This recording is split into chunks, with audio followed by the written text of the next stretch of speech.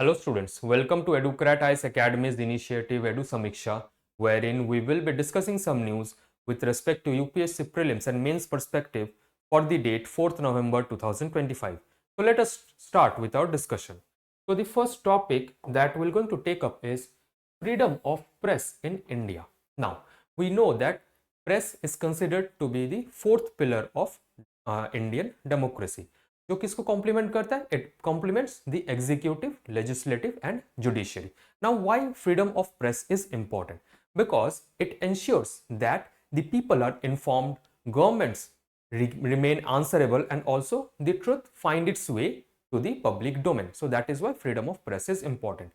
Now in this article we're going to talk about some of the constitutional and legal basis with respect to the freedom of press, then historical evolution, then legal and institutional framework, then we'll talk about some of the judicial interpretations with respect to the freedom of press, then global standing, then some challenges, and ultimately we're going to end with the way forward. Okay, now so let us start with our discussion. Now with respect to the constitutional and legal basis, so it is mentioned in Article 19(1)(a) that the Indian Constitution guarantees the freedom of speech and expression. और पर ये जो freedom of press है, this is not explicitly mentioned in the Constitution, but Supreme Court अपने काफी cases में उन्होंने interpret किया है कि that it is a part of the fundamental right. So in Romesh Thapar versus State of Madras case जो कि 1950 में हुआ था, Supreme Court was first affirmed that the press freedom is included under Article 19(1)(a). But there are certain reasonable restrictions which are mentioned under Article 19 Clause 2. So reasonable restrictions कौन-कौन से domain में है? First is sovereignty and integrity of India, security of the states, friendly relations with the foreign states, public order, decency or morality, and last is content of court, defamation or incitement to an office.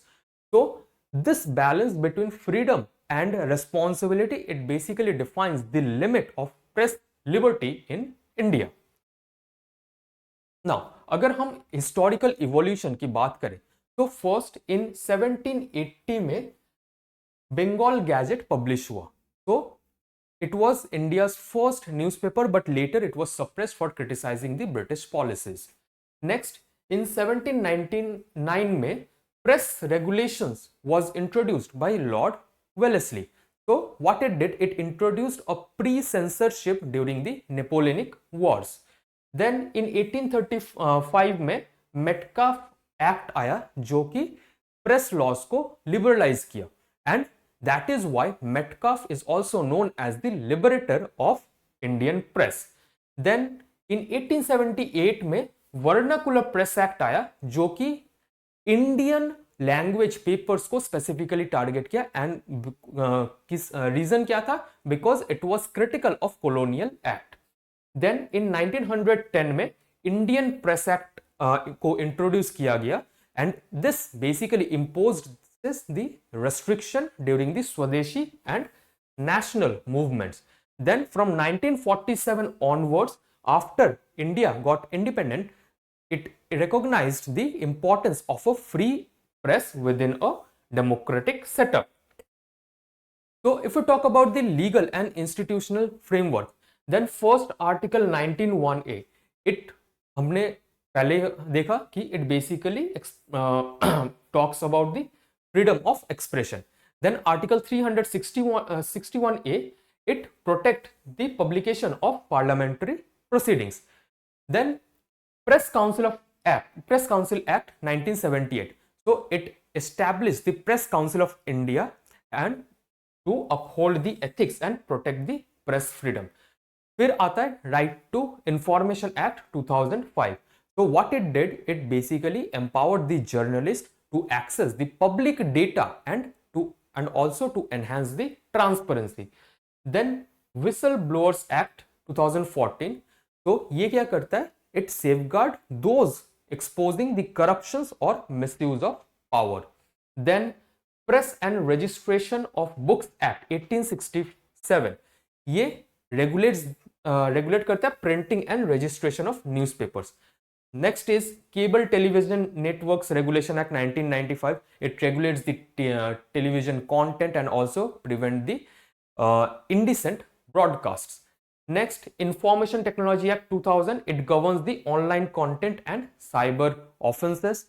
Next, जो कि latest है, Digital Personal Data Protection Act 2023 and Telecommunication Act 2023.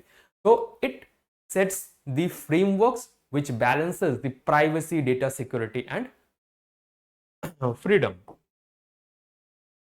Next, if we talk about the institutional bodies, so institutional bodies कौन से? Press Council of India जो हमने पहले discuss किया. So it is a quasi judicial body and it ensures that journalistic ethics and investigating complaints. Next, News Broadcasting and Digital Standards Authority. तो it is again a self regulatory body. तो जैसे कि नाम से पता चला, news broadcasting मतलब self regulatory body for television and digital news. Next, registrar for newspapers of India. It maintains a record of all registered newspapers. Next is ministry of information and broadcasting. So what it does, it frames policies, issue licenses and also it oversees the regulations. Next is Prasar Bharati. It basically manages the public broadcasters जैसे कि Doordarshan and All India Radio. So let us talk about the judicial interpretation and some of the landmark cases. So the first landmark case that we have already discussed, कौन सा है वो? Romesh Thapar versus state of Madras. तो यहाँ पे judgement क्या आया था कि the freedom of press it is a part of freedom of expression. Next आया Brijbhushan versus state of Delhi in 1950. So the judgment was basically the pre-censorship of newspapers. It violates the freedom of expression. Next is Sakal Papers Limited versus Union of India in 1962. It struck down the control on newspaper circulations as unconstitutional. Then Bennett Coleman and Company versus Union of India. The judgment was basically the press freedom. It includes the right to publish and circulate freely. Then Indian Express newspapers versus Union of India. In this, press freedom is considered vital for democracy and government should not impose the arbitrary taxes. Then R. Rajagopal versus State of Tamil Nadu in 1994. In this case, Supreme Court recognized that journalists' right to publish without proper censorship unless it is defamatory. So what are the global standings? So internationally अगर हम बात करें, then World Press Freedom Index 2025.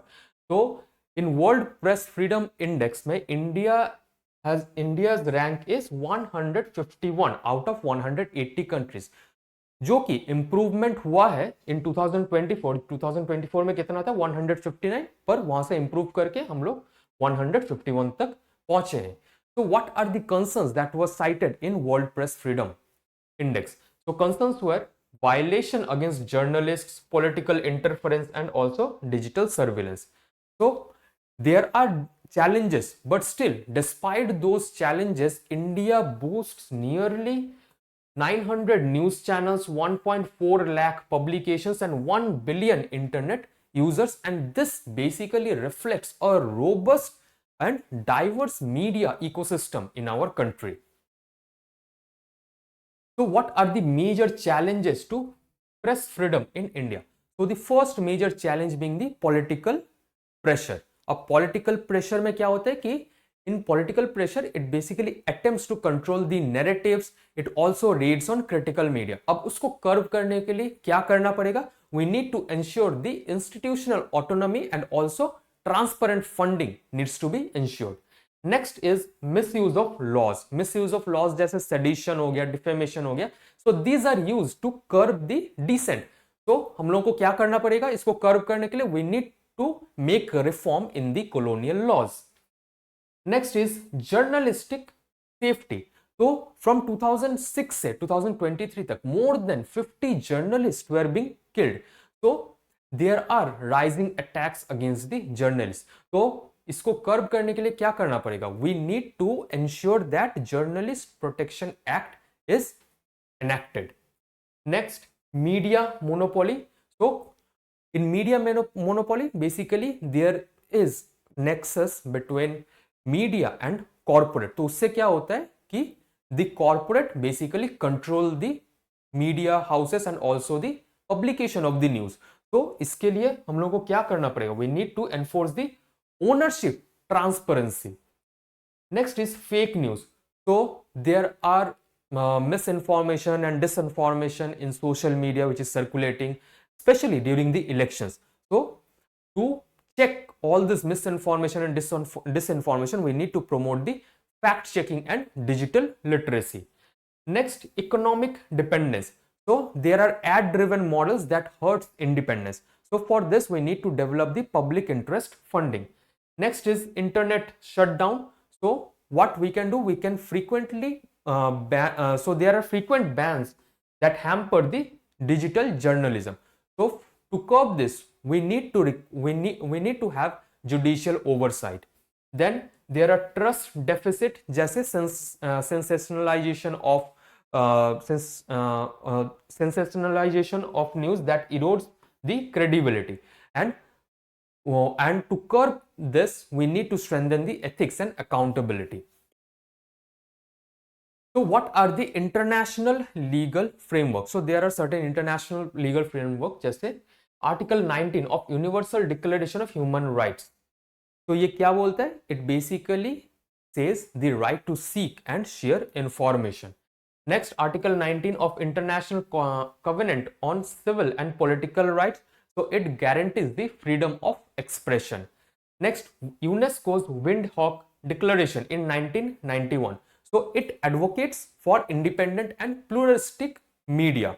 So India's participation in all these things, it basically signifies that global accountability is maintained and it is basically uphold the free expression at home with respect to media. So what can be the way forward? So way forward kya hai? So first what we need to do? We need to strengthen the press institutions. So कैसे हम लोग press institution को strengthen करेंगे?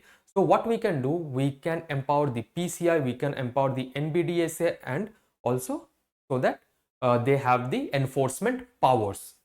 Next, there are legal reforms. So we need to have the legal reforms. जैसे we need to review the outdated sedition and defamation laws.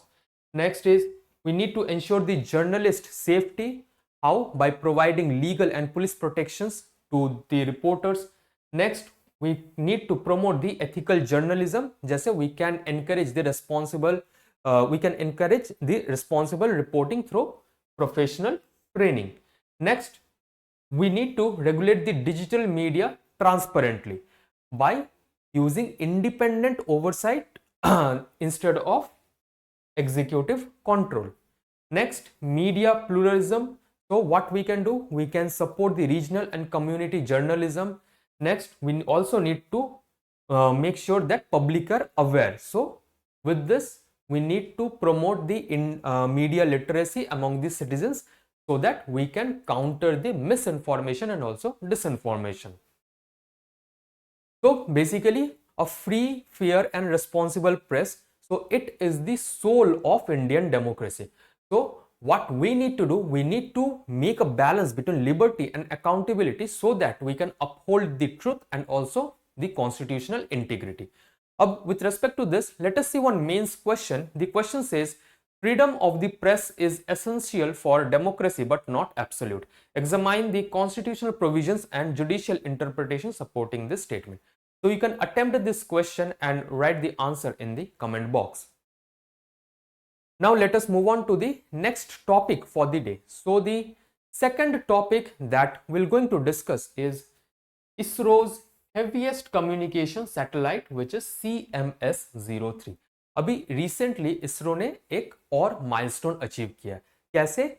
It sent the heaviest communication satellite that was ever been built and launched from the Indian soil, जो कि है CMS 03 in on 2nd November 2025. So ये satellite basically it weighed around 4410 kg and it was placed into the geosynchronous orbit. अब ये जो mission है ये क्या सिंबलाइज करता है? It basically symbolizes that technological self reliance, strategic capability and also progress towards India's future human and deep space missions. तो अगर हम CMS 03 की बात करें, so some of the facts that we need to know. So basically the weight is around 4410 kg, which is India's heaviest satellite that is launched domestically. तो एक बात समझिए, ऐसा नहीं कि इससे भारी सैटेलाइट इंडिया ने लॉन्च नहीं किया, ऐसा नहीं है, but those satellites were for launching those satellites India has used foreign launch vehicle, but this time India has indigenously built the launch vehicle, and with this it sent the heaviest satellite ever been built and launched from the Indian soil. So this is the difference. So orbit कहां पर ये भेजा गया? Geosynchronous transfer orbit. Type is basically multi-band communication satellite and it covers the entire Indian subcontinent and also the surrounding ocean areas. इसका main purpose क्या है? This will provide secure high bandwidth communication for civil, commercial and defense applications. So defense application that is specially किनको? Indian Armed Forces, जिससे कि ships, aircraft, command centers को एक साथ link किया जा सके. तो why is this mission is historic? So जैसा कि मैंने पहले कहा था कि अभी तक इंडिया का जो हेवीएस्ट सैटेलाइट है वो है GSAT-11 which weighed around 5854 kg, then GSAT-20 which is 4700 kg. पर इन सबको लॉन्च करने के लिए फॉरेन एजेंसीज की हेल्प ली गई थी, जैसे एरियाने स्पेस और स्पेसएक्स. क्यों? क्योंकि we had this payload constraints of Indian rockets. ठीक है, पर अभी क्या हुआ कि India independently launched 4-ton class satellite and this marked a major stride in आत्मनिर्भर भारत. क्यों? क्योंकि इससे जो लॉन्च कॉस्ट है it will get significantly reduced. So that is why it is a historic mission. तो अगर हम लॉन्च व्हीकल की बात करें which is LVM-3M5, तो this is also known as India's Baahubali rocket. क्यों? क्योंकि हाइट है 43.5 metres, weight is around 640 tons and the payload capacity that it can carry is up to 4000 kg to geosynchronous orbit, whereas 8000 kg to low earth orbit. तो structure और design की बात करें then there are 3 stages. So first stage में क्या है? It is using S200. तो वो क्या है? That is 2 giant solid rocket boosters for initial liftoff. Second stage में हम लोग यूज करें L100, that is liquid propellant stage and this is powered by twin Vikas engine. Then third stage की बात करें, so it uses C25 cryogenic stage, जो कि liquid hydrogen and liquid oxygen को यूज करता है ताकि जो सैटेलाइट है उसको प्रिसाइजली जिस ऑर्बिट में रखना है वहां पे सेंड किया जा सके. So this cryogenic engine was developed entirely in India and because of this it represents the decades of indigenous research and development. तो इसरो का अपग्रेड और फ्यूचर प्लान क्या है? तो basically it is aiming for C32 cryogenic engine जो कि C25 को replace करेगा and it can carry up to 32,000 kg of propellant and also can produce around 22 tons of thrust. Semi cryogenic engine project, so what it will do, it will replace the L110 stage with a kerosene plus liquid oxygen based engine, जिससे क्या होगा कि payload में बढ़ावत मिलेगी और कितनी increase मिलेगी? Up to 10,000 kg in low earth orbit. तो पहले हमने क्या देखा कि it can send up to 8,000 kg to low earth orbit, but semi cryogenic engine project it can send up to 10,000 kg in low earth orbit. तो ये जो upgrades हैं this will support ISRO's key missions जैसे गगनयान हो गया which is India's first human space flight and the भारतीय अंतरिक्ष station जो कि इंडिया स्पेस स्टेशन है. तो इन सब मिशंस को this ISRO's upgrade and future plans will going to support. So what are the strategic and national security dimensions? So अगर हम strategic और national security dimensions की बात करें, then first is defense applications. तो defense application में जैसे हम लोगों ने पहले डिस्कस किया कि CMS-03 what it will do, it will strengthen the secure real-time communication for defense forces. Apart from this, it will enable the encrypted military communication across the Indian Ocean region. Further, it will enhance the maritime surveillance and also the border monitoring and also network centric warfare capabilities. अगर हम strategic autonomy की बात करें, सो इससे क्या हो रहा है कि इंडिया की जो डिपेंडेंसी है on foreign payloads, this will get reduced. अब अगर ये रिड्यूस हो जाता है, then it will also strengthen the cyber security and communication sovereignty. So what are the technological significance? So the first technological significance being it demonstrates India's mastery in heavy lift launch technology. और ये LVM-3 को as a globally competitive launch vehicle के हिसाब से establish करता है. Apart from this, it will also enhances India's capacity to launch next generation broadband and defence satellites. और ये इसरो की जो रिलायबिलिटी है for upcoming man and interplanetary missions को, सो इसको और ज्यादा वैलिडेट या फिर स्ट्रेंथन कर रहा है. So what are the economic and strategic impacts? So first is cost efficiency. Cost efficiency क्यों? क्योंकि अभी तक हम लोग भारी सैटेलाइट्स को लॉन्च करने के लिए फॉरेन एजेंसीज पर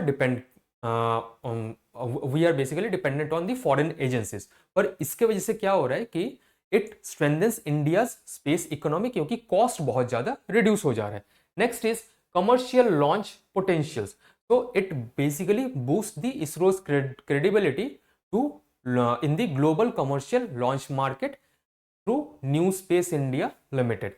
Next, technology spin-offs जैसे cryogenic and semi cryogenic technology की हम लोग यूज कर रहे हैं, and this advances aviation materials and also defence industries. So what are the challenges and way forward? So the first major challenge being limited payload capacity. क्यों? क्योंकि जो foreign agency जैसे फैल्कॉन हेवी, तो it basically sends more weight to the space. Way forward क्या है? We need to develop the semi cryogenic engines and also we need to have the reusable launch vehicles. Next is space debris and orbital congestion में enhancement देखने को मिलेगा और increase देखने को मिलेगा. तो हम लोगों को क्या करना चाहिए? We need to adopt the responsible space practice और एक्टिव डेब्रिज मैनेजमेंट को अडॉप्ट करना पड़ेगा. Next, private sector integration. What we can do? We need to strengthen the PPP model under India's new space policy which is in 2023. International collaboration. So what we can do? We can continue the joint projects under Artemis Accord, BRICS and also Quad Space initiatives. So how can we conclude? So basically the launch of CMS-03, it is a transformative step. Transformative step क्यों? क्योंकि it showcase India's innovation, strategic reliance and also global competitiveness. And with this, India has become a key player in the global space arena. Now, with this, let us see one main question. The question says, how does the launch of ISRO's CMS-03 mark a significant step towards India's space-based communication autonomy and strategic self-reliance? So you can attempt this question and write the answer framework in the comment box. Now, the next topic for the day that we're going to discuss is Afghanistan earthquake near Mazar-e-Sharif. तो अभी हाल ही में क्या हुआ कि अफगानिस्तान में 6.3 magnitude earthquake देखने को मिला. तो और जो कि कहां पर है? मज़र-ए-शरीफ में. And this earthquake, this basically underscores Afghanistan fragile geology को और भी ज्यादा हाईलाइट किया, and that also with the weak disaster response capacity. So fragile geology and weak disaster response capacity को इस earthquake ने और ज्यादा highlight किया. तो आगे बढ़ने से पहले let us talk about the geographical setting of Mazar i Sharif. ये कहां पर लोकेटेड है? This is located in the Balkh province. This it is basically the capital of Balkh province in northern Afghanistan. अगर हम कोऑर्डिनेट्स की बात करें then it lies close to Uzbekistan and Tajikistan border. Topography की अगर हम बात करें then it is situated on a broad alluvial plain with the Amu दरिया basin at an elevation of 380 meter. Significance क्या है? It was always being a major economic and trade hub that connects the Central and South Asia. So this is the significance. So मजर शरीफ जैसे इधर है. So this is basically the precise location. तो अब अफगानिस्तान क्यों frequently shake करता है या फिर अफगानिस्तान में क्यों हम लोगों को फ्रीक्वेंटली अर्थक्वेक देखने को मिलता है? तो the major reason being the plate tectonics. क्यों? क्योंकि अफगानिस्तान कहां पे लाई कर रहा है? It is lying at the junction of Indian, Eurasian and Arabian plates, जो कि हाईली एक्टिव कोलिशन जोन है. Then fault system. Fault system क्या है? So basically the northward push, जो इंडियन जो प्लेट है, तो Indian plate is basically this. तो this northward push of the Indian plates, इससे क्या हो रहा है कि एक्टिव स्ट्राइक स्लिप क्रिएट हो रहा है, जिससे कि फॉल्ट देखने को, जिससे कि थ्रस्ट देखने को मिल रहा है along the fault lines across the Hindu Kush and Badakhshan region. जो रीसेंट क्वेक मैकेनिज्म है, सो रिसेंटली हम लोगों को क्या देखने को मिला कि around 6.3 magnitude of earthquake has been recorded near Mazar-e-Sharif, and this was originated from shallow, मतलब उसकी डेप्थ ज्यादा नहीं थी, from shallow crustal faulting. So what are the historical seismicity of Afghanistan? So frequently हम लोगों को अफगानिस्तान में अर्थक्वेक देखने को मिलता है, and they are mainly deadly earthquakes. तो Afghanistan ranks among the world's most seismically active regions, और 1990 से अराउंड 335 अर्थक्वेक देखने को मिले अफगानिस्तान में, जिनकी मैग्नीट्यूड 5.0 से ऊपर है. तो एनुअल टोल की बात करें, so there are around 560 deaths and $80 million in economic losses, जो कि वर्ल्ड बैंक एस्टिमेट करती है. तो what are the associated hazards? So there are landslide and also infrastructure damages. So landslide क्यों? क्योंकि these are common in the mountainous Hindu Kush region, and that is why the buildings get collapse and most Afghan homes are made up of mud brick.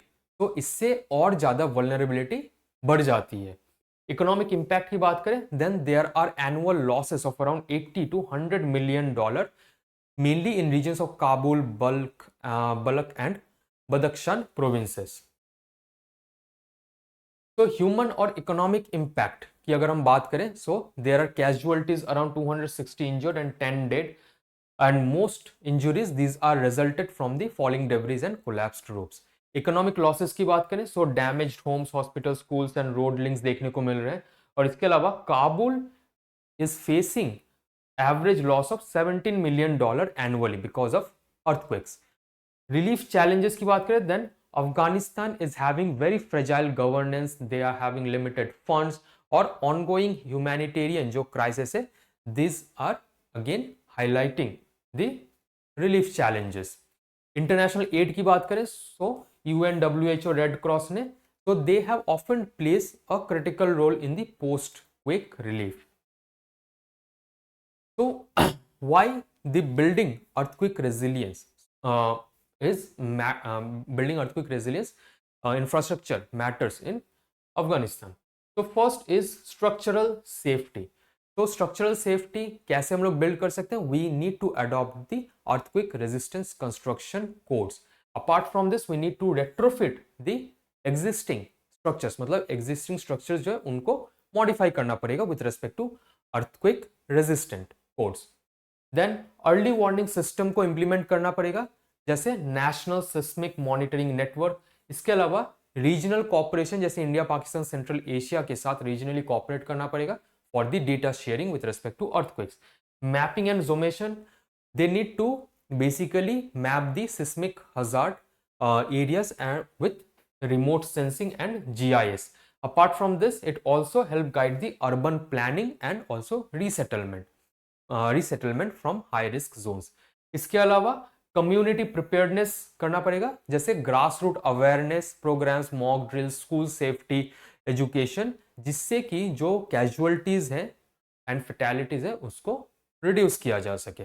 इसके अलावा local religious leaders and NGO को भी involve करना पड़ेगा so that the outreach is maximum and to the last mile. तो how can India play a key role? तो India कैसे role play कर सकता है? जैसे national centre for seismology and ISRO's remote sensing, they can help Afghanistan to monitor seismic activity in the reason.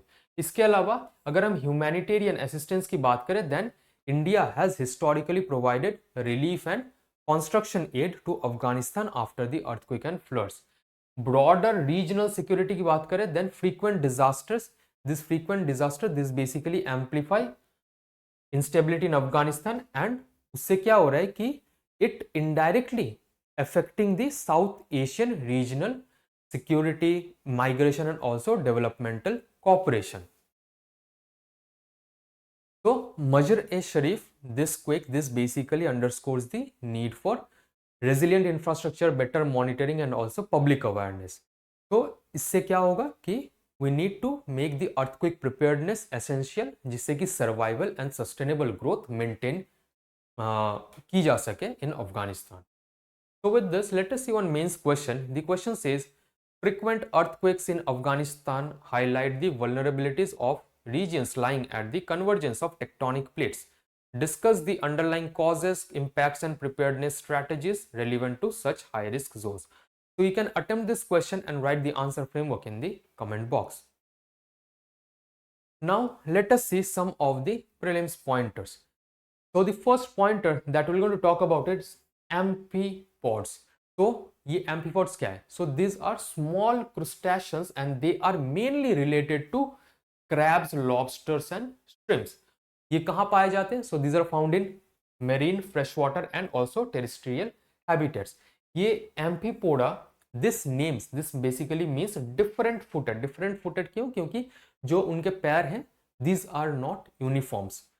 There are around 7,000 plus known species and mostly belong to Gammaridae. And the size is around 0.1 centimeter to 34 centimeter, and they are mostly detrivorous. And detrivorous means they basically feed on dead organic matter.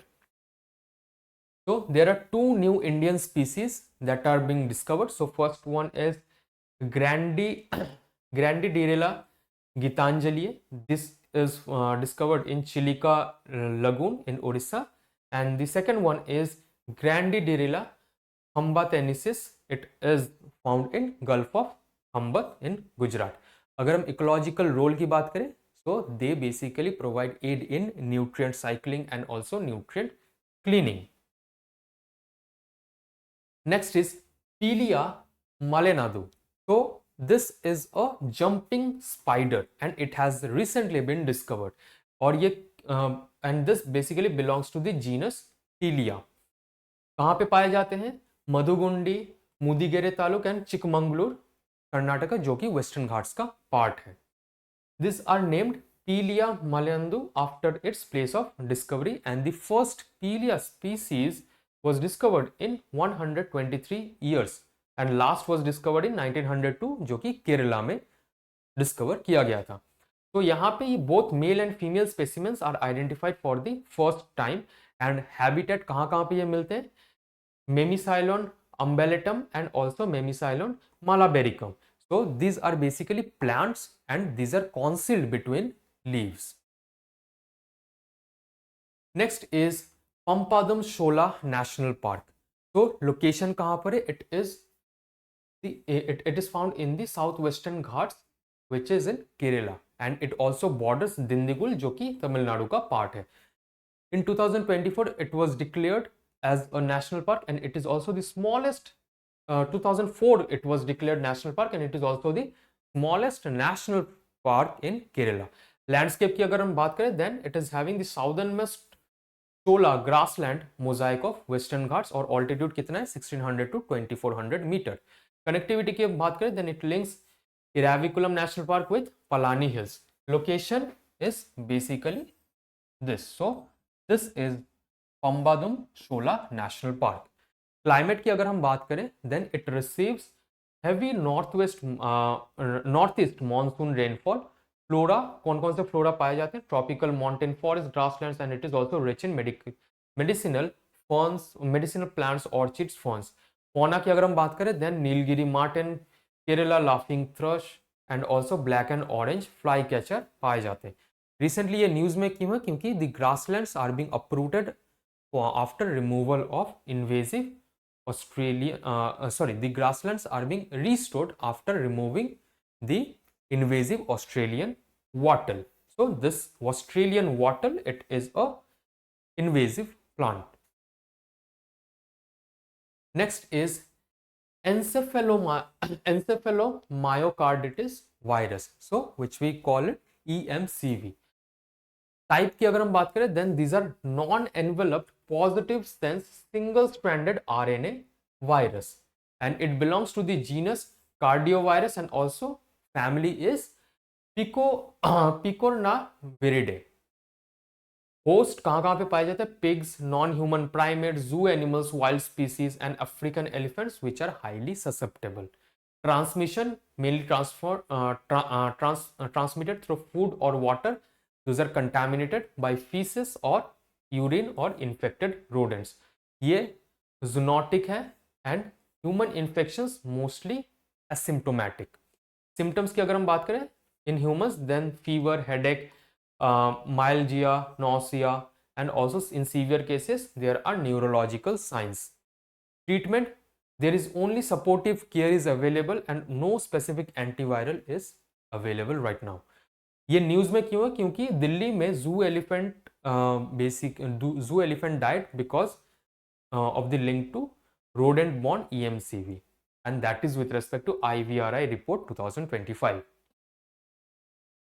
Next is heavy metals. So definition क्या है? So these are basically metallic elements जो कि जिनमें काफी high density पाई जाती है and these are even toxic at low concentrations. Examples जैसे mercury, cadmium, arsenic, chromium, thallium and lead. These are the most harmful heavy metals. Sources जैसे industrial wastes, acid rain, lead pipes, food chain contamination में ये heavy metals पाए जाते हैं. Impact की अगर हम बात करें then this causes bioaccumulation and poisoning and also it affects the nervous, renal and reproductive systems. News में क्यों? क्योंकि कावेरी रिवर में फिश में heavy metals पाए गए according to TN study 2025. Now let us see some of the prelims question for the day. So the first question is, with reference to amphipods, consider the following statements. These are small mollusks found only in marine habitats. The term amphipoda refers to different footed, indicating their non-uniform legs. They play an important role in nutrient cycling by feeding on dead organic matter.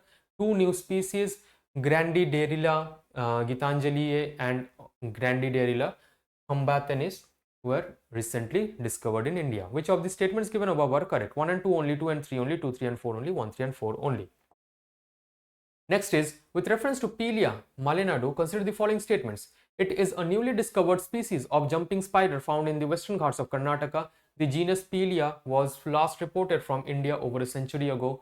The species was found only in Memesylon umbellitum and Memesylon malabaricum plants. Only main specimens of this species were identified. Which of the statements given above are correct? 1, 2 and 4 only, 1, 2 and 3 only, 2, 3 and 4 only, 1 and 4 only. Next is, with reference to Pampadam Shola National Park, consider the following statements. It is the smallest national park of Kerala, located in the eastern part of southern Western Ghats. It serves as a vital ecological link between Eraviculam National Park and the Palani Hills. The park lies entirely within Tamil Nadu and receives rainfall mainly from the southwest monsoon. It was recently in news for successful restoration of grasslands after removal of invasive Australian wallet. Which of these statements given above are correct? 1, 2 and 4 only, 1, 3 and 4 only, 1 and 2 and 3 only, 1 and 4 only. Next question, with reference to the encephalomyocarditis virus, consider the following statements. It is an enveloped double-stranded RNA virus belonging to the Flaviviridae family. The virus is transmitted to animals and humans primarily through rodent excreta contaminating food or water. It is a zoonotic virus that can infect pigs, primates, and elephants. Specific antiviral treatment is available to cure the infection. Which of the statements given above are correct? 1 and 2 only, 1, 3 and 4 only, 2 and 4 only, 2 and 3 only. Next question, with reference to heavy metals, consider the following statements. Heavy metals are metallic elements with high density and can be toxic even at low concentrations. Mercury, cadmium, lead are among the most powerful heavy metals. Heavy metals can be degraded or destroyed through natural biological processes. Bioaccumulation refers to the increase in concentration of heavy metals in organisms over time. Which of these statements given above are correct? 1, 2 and 4 only, 1 and 3 only, 2, 3 and 4 only, 1, 2, 3 and 4. So with this, we come to an end for today's lecture. I hope you all enjoyed the video. If you have enjoyed, please hit the like button and subscribe to the channel.